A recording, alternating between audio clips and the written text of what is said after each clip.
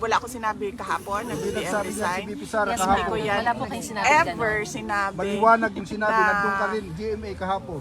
Sir, Excuse me, your wala ako sinasabi ever na dapat mag-resign si BBM.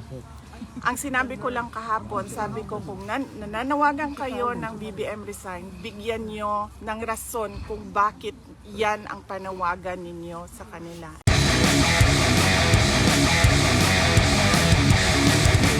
Ano ba yung sabihin ko? Yes, maraming salamat sa inyong pagbisita dito sa detention center sa The Hague at maraming salamat sa pagpapakita ninyo ng suporta kay Pangulong Duterte. Yes, so galing ako doon sa kanya sa loob at ang discussion namin ganun pa rin, Coke Zero pa rin. Yes. Dumating naman na yung binili para sa kanya na Coke Zero, so okay na siya. apat pa rin po. Apat pa rin yung coco. Hindi ko alam, mami, kasi galing na siya sa sa grocery. Kasi meron silang allowed sila ng grocery, so dumating na yon. BP, dumating na rin yung paksiw. Sir, bawal kasi ang pagbibigay ng pagkain sa loob. So, pwede siyang magluto. In-encourage ko siya kanina. Sabi ko, Papa, magluto ka na lang. And then sabi niya na, I cannot even boil water. What do you expect? So, Natuan din po sa facility. Yes, pwede naman magluto. Pasok na lang ako doon. Sige lang, dahan-dahanin ko lang. Pwede mag-volunteer as a cook. Unfortunately, ma'am, sila lang din yung pwedeng magluto ng pagkain nila. So, yes. And he said na sabi ko, maraming tao sa labas nag-aantay. So, anong mensahe mo sa kanila? And then he said na ang message ko ay, if you are angry, you are allowed to say almost anything. And that is okay. So, BP, yun yun. may hiling ba si PRD, BP? Malalapit niyang birthday? Wala, sir. Wala man siyang nasabi kanina. And yung discussion lang namin is yung yung dental floss kasi ni-request na namin yon. So nag-discussion din kami kanina, nagtanong ako sa guards what is happening to the request for dental floss. And then kahapon kasi I sent a bag of clothes, yung galing Davao City na mga damit niya, pinadala. Tapos, sinort out ko yon, inayos ko, and then pinadala namin dito sa loob. At natanggap na daw yon kahapon ng umaga. Ngayong, Monday pala ngayon, Sunday kahapon. Yes. Ngayong umaga, natanggap ngayong umaga at i-deliver sa kanya bukas. Kasi pinaprocess lang, chine-check lang. Nakita niya pa ba yung mga supporters niya kahapon? Mga pictures kung sinong nagsuporta sa kanya? Meron siyang access sa computer, ma'am. Supposedly dapat sa loob. Ang problem is, hindi siya marunong mag-operate ng hindi siya marunong mag-operate ng computer. Ang cute ni tatay. So, supposedly na siya ay access. Dili na siya, ma'am. Ayaw na niya. And then, I was asking him, magsulat ka na lang ng libro. Sabi ko, magsulat ka na lang ng libro and then when you get out, we'll sell it and make money out of it. Hindi kami. And then he said na, I'm too old to write a book. And then sabi ko sa kanya, si Rizal nakagawa ng No Limitang Here at El Filibusterismo. And then, ang sagot niya sa akin was, ano bang edad ni Rizal nung nagsulat siya? 80 years old? Pero man ma'am, yung recorder ba? Tapos sasabihin niyo yung anong ginawa niya, anong nararamdaman niya. I'll make that suggestion the next time na Pwede siyang may gawin schedule ako. parang soundbook, youth book, tawag yan? Yung podcast lang, tapos mag-ano lang ng tao na magsusulat. Kasi hindi ko din alam yung ganyang pamamaraan. Ang alam ko din pen and paper magsulat. Ma'am, question ma'am, anong gagawin natin sa birthday? Merong kanina yung executive committee ng mga organizers kahapon. Magkasama ko sila kanina for lunch just to thank them sa pagod, hirap, puyat at lahat na ng kanilang effort para doon sa rally kahapon. Ang suggestion ko sa kanila, maybe magkanya-kanya na lang tayo ng picnic kung gusto ninyo ng ganon at wala ng program para hindi na tayo kailangan magpaalam ba.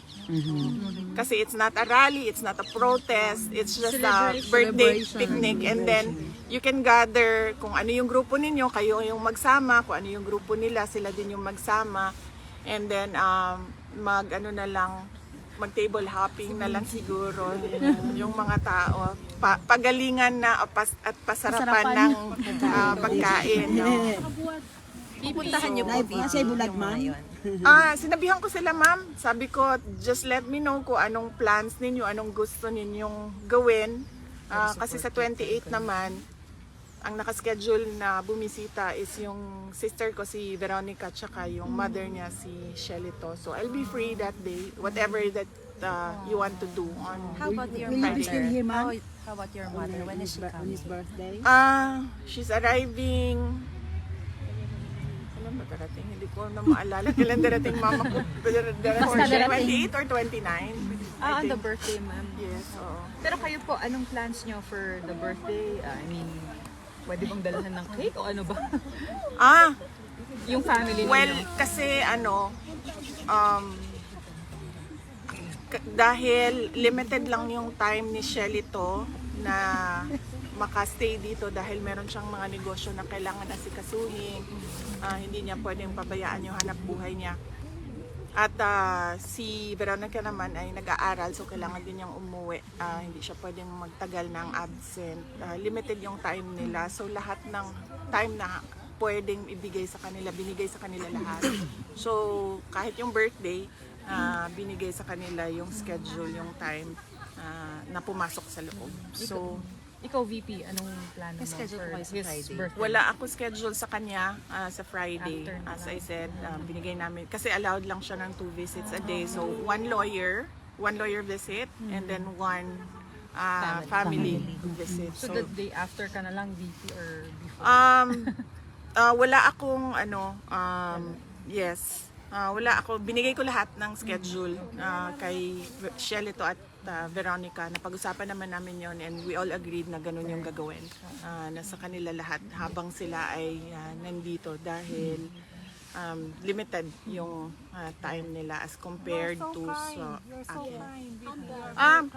Okay lang, ma'am, because wala man kaming problema. Kaming magkakapatid, wala man kaming problema. Yung mga nanay namin may problema.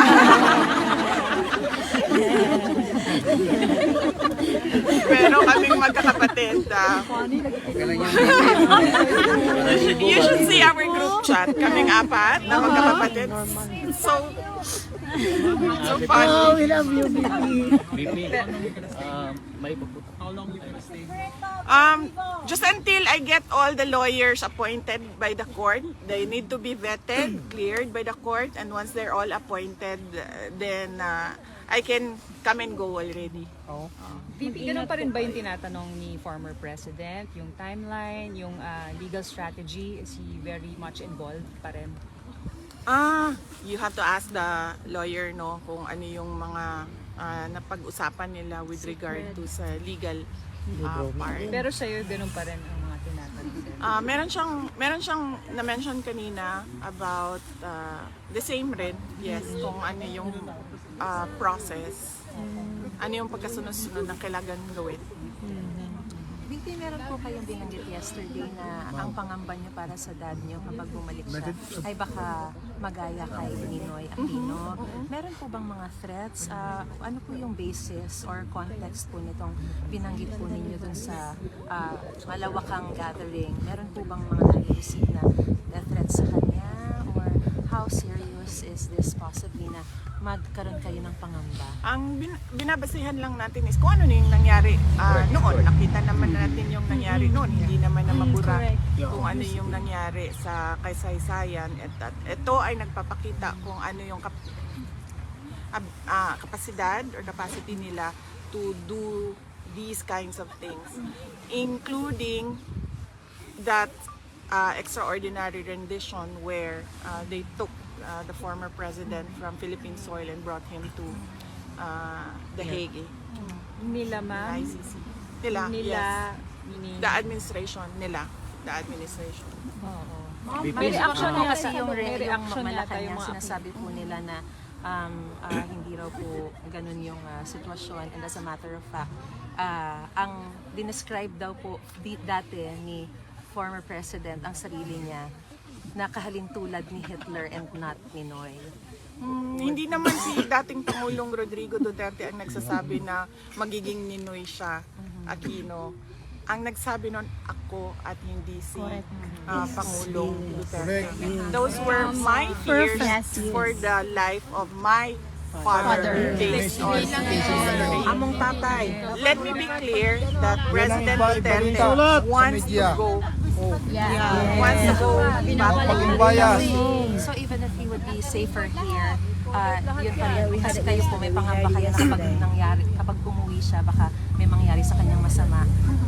Would it be a fact that he would be much safer here kung sakasakali, or yun pa rin ang gusto po niya talagang makauwi no matter what? Yun ang sinasabi niya every time na pumupunta ako doon, kailan ako makakauwi, timelines, ganyan. Gusto niya talagang umuwi. Dun sa ng pangamba Davao niyo City. po, ma'am, ano po yung sabi niyo? Sabi niya, well, that is life.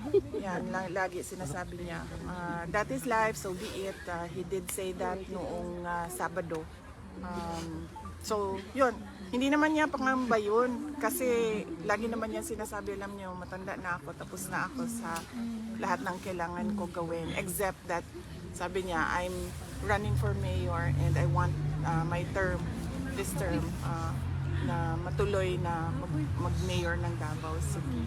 But sabi niya, other than that, I only think about my children. VP, you have a response to the response also of Malacanang and House of Representatives regarding yung mga nabanggit po kahapon. Halimbawa sa budget. Oo, parang sabi nila kung gusto ng transparency, parang mauna daw yung kampo ninyo to answer allegations. Allegations of ano po? Yung sa May sinasabi po OVP kasi and na DepEd. yung new set of names daw po, which Ortega dubbed as Team Amoy Asim, included Amoy Liu, Fernan Amoy, and Jog de Asim. Would you care to respond to this? Yes. Iba kasi yung, di ba, nag-file na sila ng impeachment sa akin. I suppose yan yun, no? Yung impeachment. Nag-file na sila ng impeachment sa akin and nandiyan na yan sa Senate. And well, they can say what they want to say. Pwede naman na nilang yan sabihin. And ako din, nag-file na rin si Congressman Pantaleon Alvarez questioning the budget and what happened to the budget and constitutional infirmity and irregularities in the budget. And then I can say what I want to say. It doesn't have to be na dahil pinupuna ko sila sa ginagawa nila sa ating bayan, ay kailangan ko din sagutin yung sinasabi nila. Ma'am, kahapon po talagang malakas yung panawagan ng mga taga-suporta na mag-resign si Marcos. Sinabi po ng Malacanang ngayon na kung pinagre-resign po nila ang Pangulo, sino ang makikinabang? Kahit sabihin po ni VP Sara, o kayo nagsabi niyan, kayo pa rin daw po ang makikinabang. Meron po ba kayong sinabi? Wala ako sinabi kahapon Ang mga na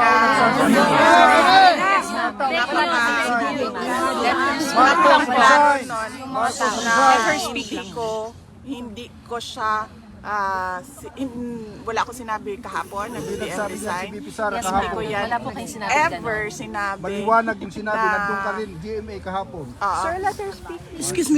Wala ako sinasabi ever na dapat mag-resign si BBM.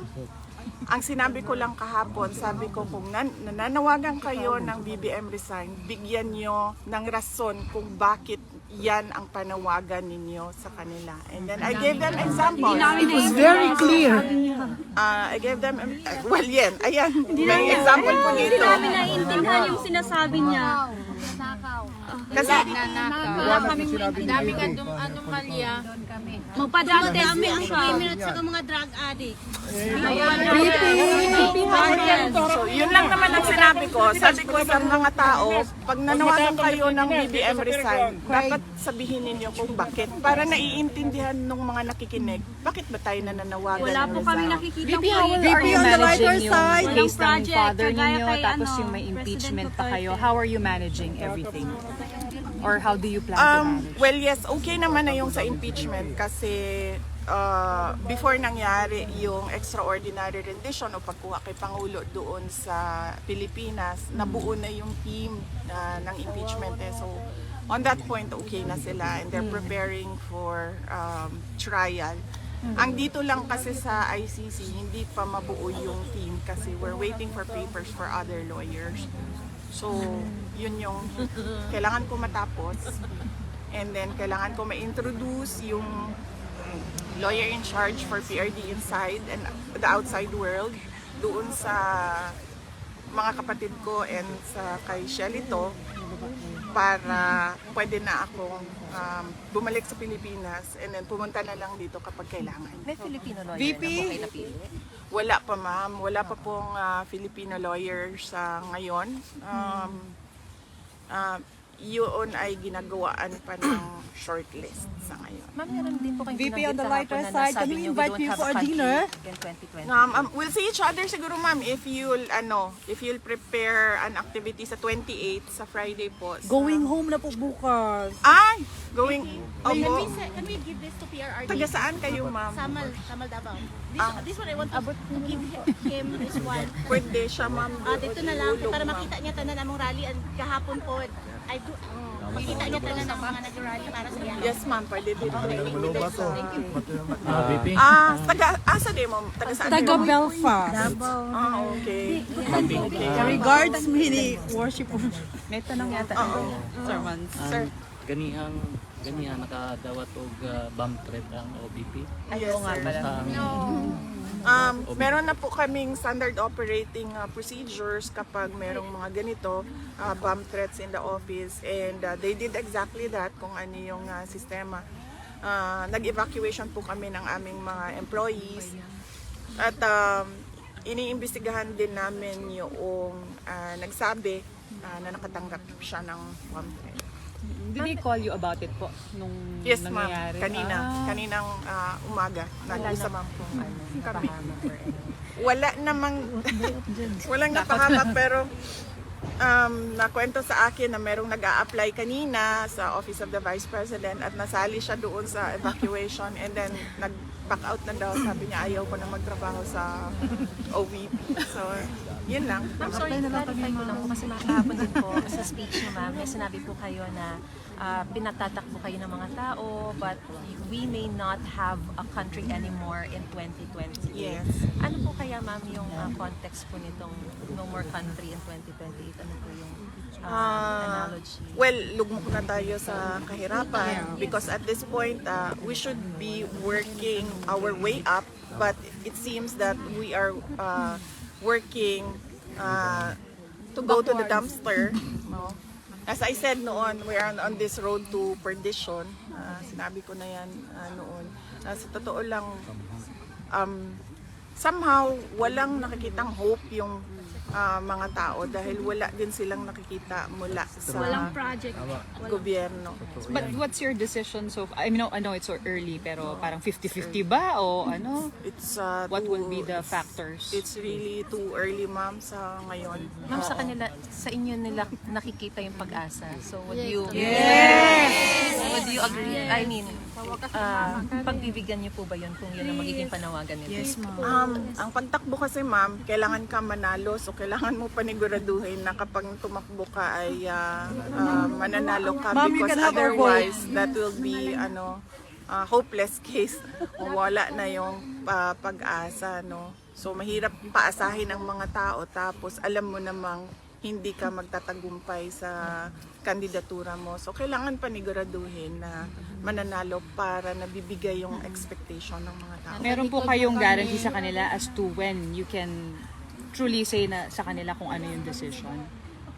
I'm sure ang naghihintay advice din. sa akin noon was fourth quarter of 2026. So December of 2026 supposedly yun. Dapat merong decision. So malalaman Because at ng that time, kailangan na iset up kung ano yung kailangan na organization para sa isang kandidatura. If the people will assure you of your victory, will you run? Yes. That we have to see by the numbers and by science and mathematics.